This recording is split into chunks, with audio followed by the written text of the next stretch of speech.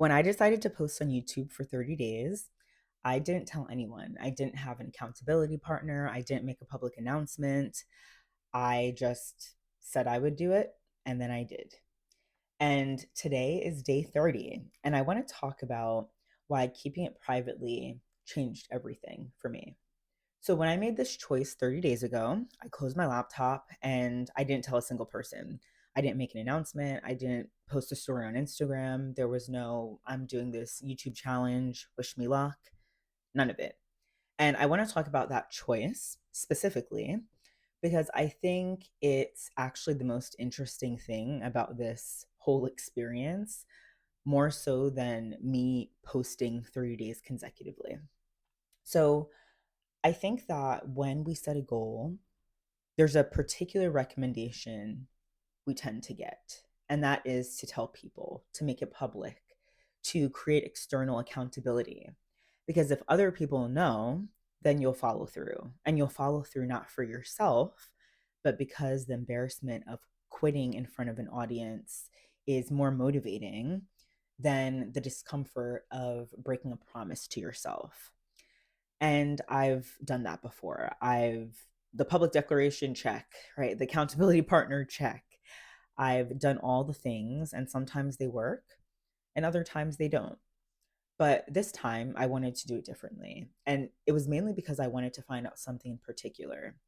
And that was, is my word to myself actually enough without anyone watching, without anyone expecting anything from me, without the external pressure? Could I keep a promise to myself just because I said I would? And I want to be honest about what the 30 days looked like because the real version is probably more useful than what looks like a highlight reel. And to be honest, there were several days when I thought these videos were going to take me out. There were days when I just felt so drained and had nothing left. Days when I sat in front of the camera with no energy, no clear idea, no certainty about what I was going to talk about or what I was going to say, and doubts that listening to this would be worth anyone's time. There were days when I just wasn't even sure if I liked the quality of what I created. But I filmed anyways, and I pressed publish. And it wasn't because someone was waiting for me to do that. It wasn't because I told people that I would, but it's because I told myself. And I think day by day, I was learning that my promise to myself was the the most motivating reason I could have ever decided to do this. So there were days when I could have stopped quietly and nobody would have known. Nobody was tracking this. Nobody was marking their calendar for my next video upload. The door to quitting, I feel, was always slightly ajar. And I think that's actually what made honoring this commitment and not quitting very meaningful and significant to me. And something that I've been sitting with as I process this is the fact that there's there's a difference between keeping a commitment because other people are watching and expecting you to, and keeping a commitment because it is something that is important to you and because you are watching you. I think the former is typically how we approach it in terms of keeping a commitment because of others. But that kind of just that makes follow through based on other people's expectations. And I think in some ways it lets you off of the hook internally because you're not doing it for you. You're doing it because there will be some maybe embarrassment or shame or whatever feeling it is if you don't do it. And I think the latter in terms of doing it for yourself is harder in a lot of ways, and it's it's a quieter commitment because when you keep it, nobody else is going to know about it but you. And the only person who knows about it when you don't follow through is also you. So I think that something really special gets built in that space. And it doesn't get built as effectively when you are doing things because you've shared it with others and an expectation was set. And I think the thing that gets built is self trust.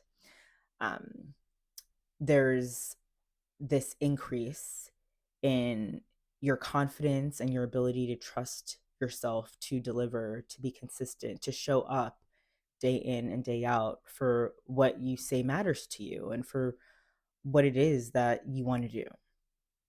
So, what surprised me most about keeping this private honestly wasn't even the discipline piece.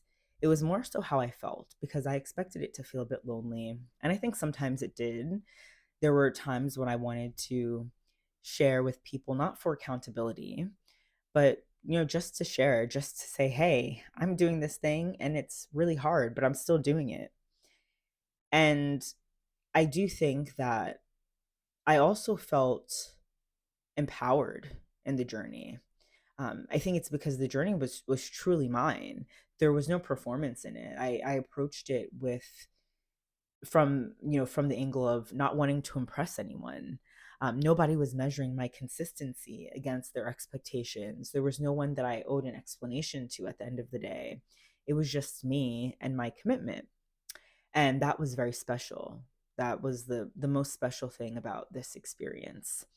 So as I continue on with YouTube, whatever that's going to look like, um, here's what I'm taking with me.